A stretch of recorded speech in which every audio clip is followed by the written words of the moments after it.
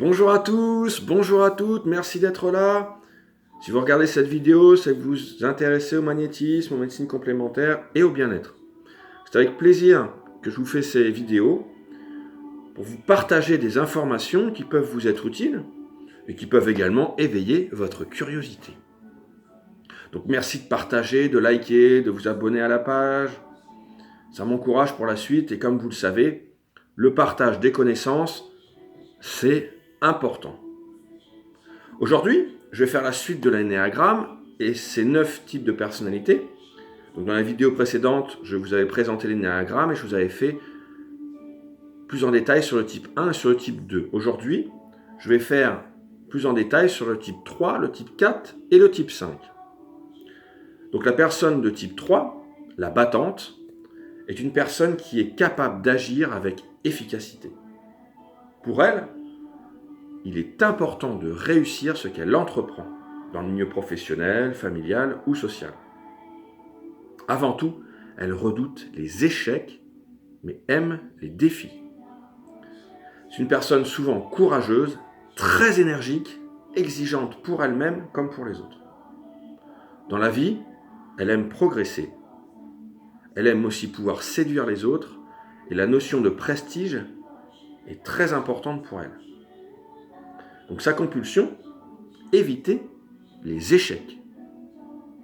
Au meilleur d'elle-même, la personne de type 3 devient authentique, capable de faire preuve de réussite tout en acceptant fort bien ses limites. Ce qui compte pour la personne de type 3, être reconnue pour ce qu'elle fait, ce qu'elle réussit, et être appréciée. La personne de type 4, maintenant, la romantique, fait preuve de sensibilité et d'originalité. C'est quelqu'un qui vit ses émotions avec intensité.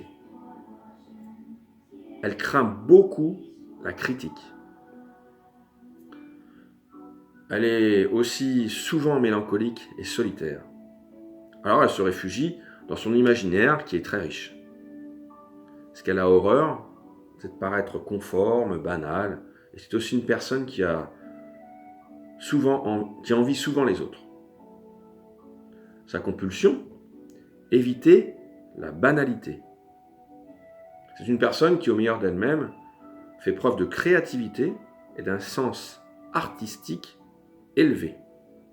Donc ce qui compte pour le type 4, être reconnu pour son identité, être différent.